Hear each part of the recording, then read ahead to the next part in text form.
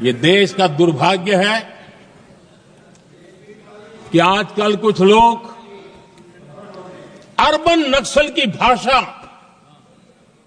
खुलेआम बोल रहे हैं।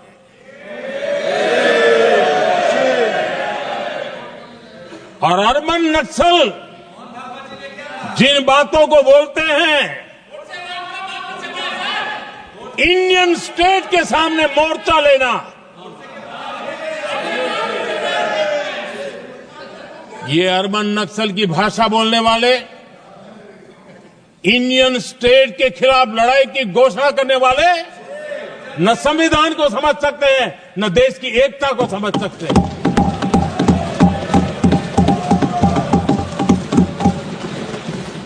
आदरणीय अध्यक्ष जी, 7 दशक तक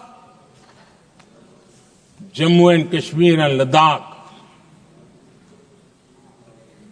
उसे संविधान के अधिकारों से वंचित रखा गया।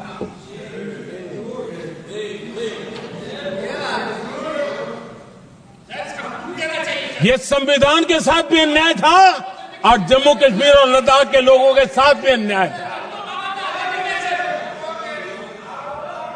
हमने आर्टिकल 370 की दीवार गिरा दी।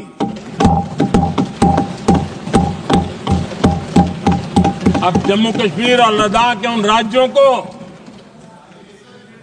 देशवासियों को जो अधिकार हैं, वो अधिकार उनको मिल रहे हैं। और संविधान का महात्म्य हम जानते हैं, संविधान की भावना को जीते हैं, इसलिए ऐसे मजबूत निर्णय भी हम करते हैं। आदरणीय अध्यक्ष जी,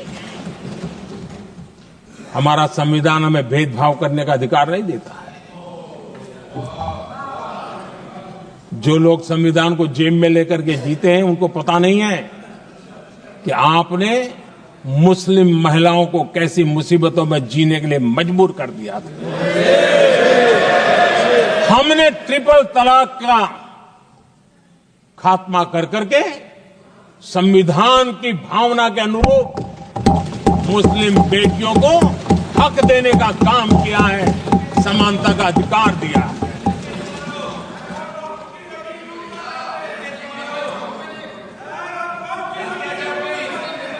जब भी देश में एनडीए की सरकार रही है, हमने एक लंबे विजन के साथ काम किया है। पता नहीं देश को बांटने के लिए किस किस प्रकार की भाषाओं का प्रयोग किया जा रहा है। हताशा, निराशा पता नहीं उनको कहां तक ले जाएगी, लेकिन हमारी सोच कैसी है, एनडीए के साथी मिलकर के किस दिशा में सोचते हैं। हमारे लिए जो पीछे है, जो आखिरी है, और महात्मा गांधी जी ने जो कहा था, उसकी तरफ हमारा ध्यान ज्यादा है।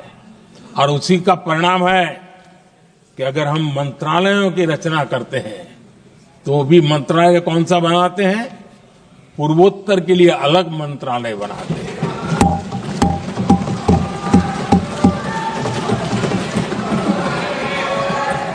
हम देश में इतने साल हो गए, अटल जी आए तब तक किसी को समझ नहीं आया था। भाषण तो देते रहते हैं।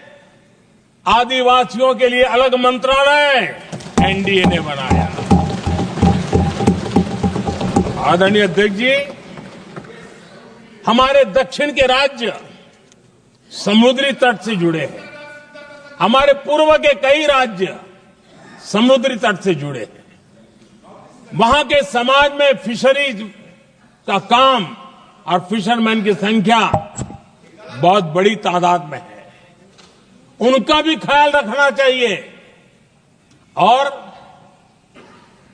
जमीन के भीतर के छोटे पानी के जो इलाके रहते हैं, वहां भी फिशरमैन के रूप में काम करने वाले समाज के आखिरी तबके के लोग हैं। ये हमारी सरकार है जिन्हें फिशरीज के लिए अलग मंत्रालय बनाया।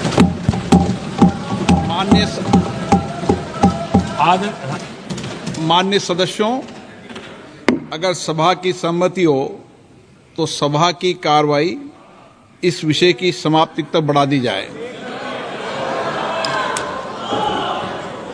माननीय प्रधानमंत्री जी।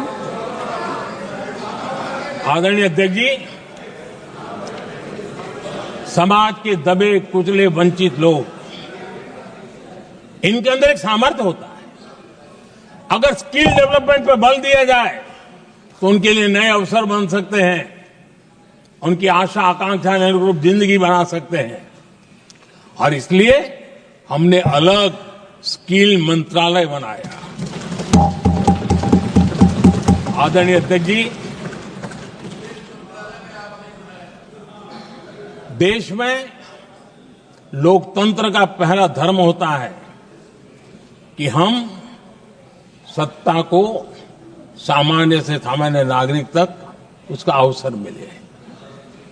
और इस बात को ध्यान में रखते हुए भारत के कोऑपरेटिव सेक्टर को और समृद्ध बनाने के लिए और तंदुरुस्त बनाने के लिए देश के करोड़ों लोगों को जोड़ने का उसमें अवसर है। अनेक क्षेत्रों में कोऑपरेटिव मूवमेंट को बढ़ाया जा सकता है और उसको ध्यान में रखते हुए हमने अलग कोऑपरेटिव मंत्रालय बनाया। विजन क्या होता है ये यहां पता चलता है। आदरणीय अध्यक्ष जी, जाति की बातें करना कुछ लोगों के लिए फैशन बन गई है। पिछले 30 साल से सदन में आने वाले ओबीसी समाज के सांसद दलों के भेदभाव से ऊपर उठ करके एक होकर के 30-35 साल से मांग कर रहे थे कि ओबीसी कमीशन को संवैधानिक दर्जा दिया जाए। जिन लोगों को आज जातिवाद में मलाई दिखती है, उनको उस समय ओबीसी समाज की याद नहीं आई। ये हम हैं जिन्होंने ओबीसी समाज को संवैधानिक दर्जा दिया। पिछड़ा वर्ग आयोग आज संवैधानिक व्यवस्था में जो है। आदरणीय अध्यक्ष जी, हर सेक्टर में एससी, एसटी, ओबीसी को ज्यादा से ज्यादा अवसर मिले, उस दिशा में हमने बहुत मजबूती के साथ काम किया है। मैं आज इस सदन के माध्यम से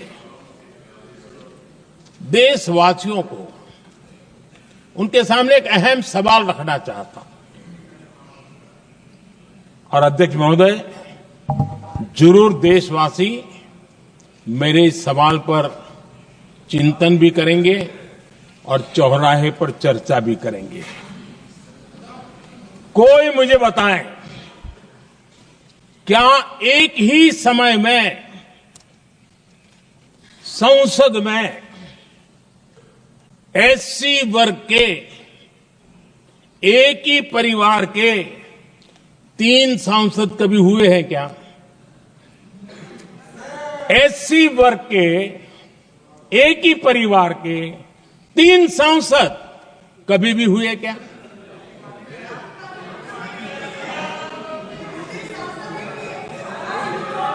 मैं दूसरा सवाल पूछता हूं, कोई मुझे बताए कि एक ही कालखंड में, एक ही समय में संसद में एसटी वर्ग के एक ही परिवार के 3 एमपी हुए हैं क्या?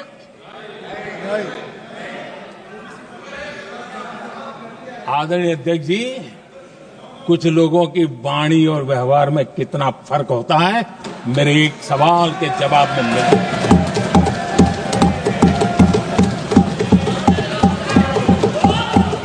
जमीन आसमान का अंतर होता है, रात दिन का अंतर होता है।